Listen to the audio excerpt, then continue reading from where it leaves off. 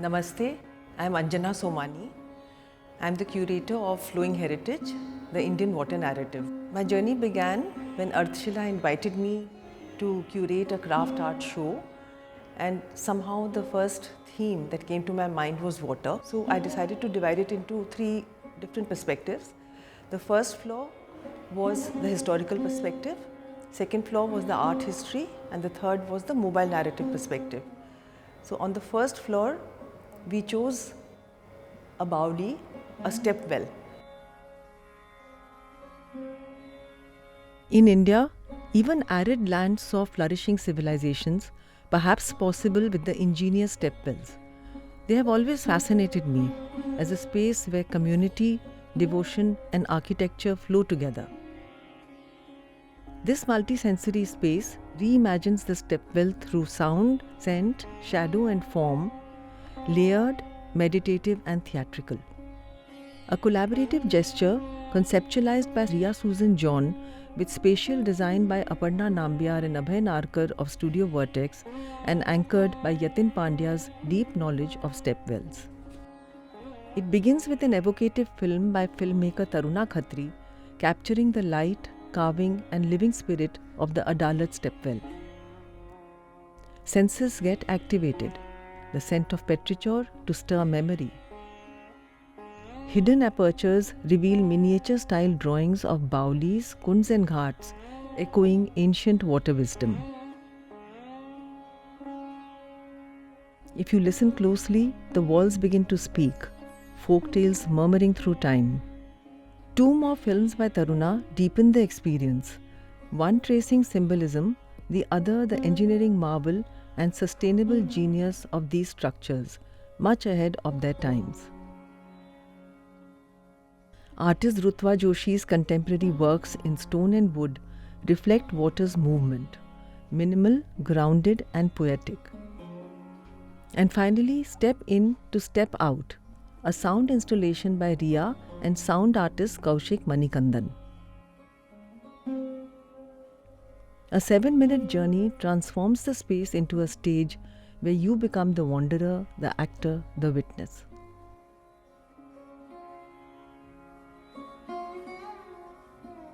So as we ascend to the second gallery, to the second floor, it is becoming more tactile.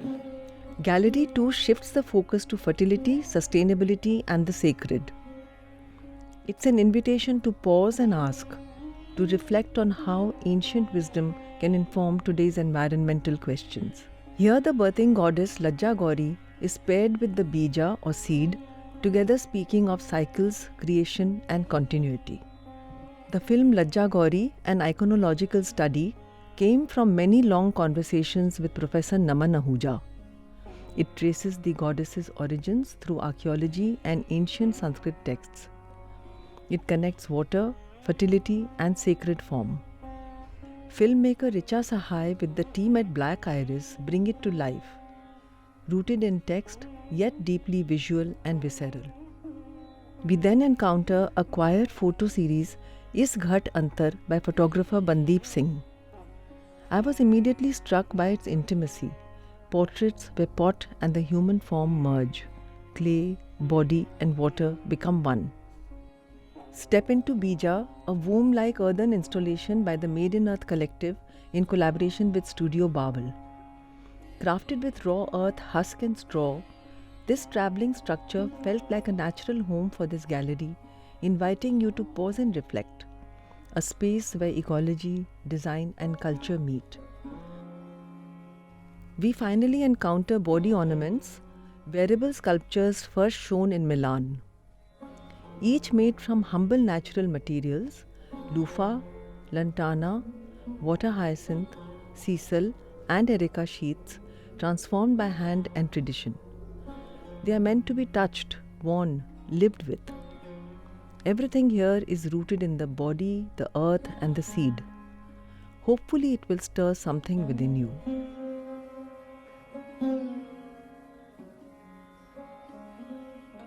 So we've come into the third floor, the third gallery, which is called Akhyan, and this is a full-blown craft floor. And here we've explored mobile narratives as a metaphor for spreading education. In this gallery, I wanted to explore how these old storytelling traditions still ripple into the present, fluid, shifting, and alive like water. We begin with the Pabuji Ki Phad from Rajasthan, painted mobile scrolls that tell the story of a 14th century folk hero brought to life by Bhopa Bhopi bards through music, mime, and lanterns.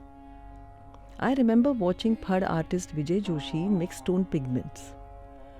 He has kept this ritual alive for 7 generations. In collaboration with Abbas Kamar, Fauzia Dastan Go, and Ritesh Yadav, Chail Khalsa of Anuvad Innovation Studio uses embedded technology to narrate the epic through 20 key moments with help of a magic lantern, a blend of ancient and digital storytelling lit by movement. The carved form has always intrigued me. This portable wooden shrine, crafted by Satnarayan Suthar of Bassi, unfolds like a pilgrimage. With Judy Frater's essay, Ajrak, Water and Us as the spine, and facts and stories from Ismail Bhai, Irfan and Aurangzeb Khatri, we turned it into an Ajrak library. Guided by Neena Sabnani and Harsh Verma and painted by artists Debu Payan and Mohan Prajapati, it now folds out as a tribute to water, cloth and craft. From Bengal, artist-designer Amrita Sudan Saha's sculpture, Echoes of the Past, draws on the painted Pat scroll traditions from Santhal myths, Patwa-style works to Kalighat strokes, evoking the layered history of the Palas of Bengal, influence of their Buddhist art and trade.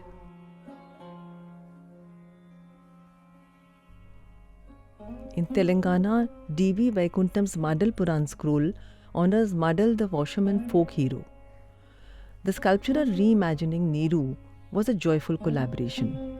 Natural fibers everywhere.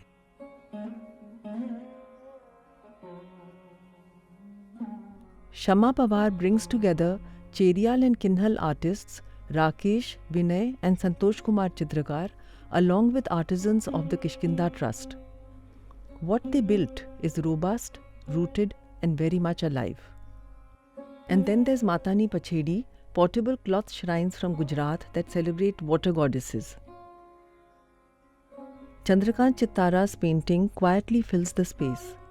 He speaks of how water is not just the theme, it's a critical part of the process, the ritual. This exhibition at Ardhshila reminds us that wisdom and stories like rivers keep moving. They remember, they carry, they adapt. And through them, something essential is always passed on.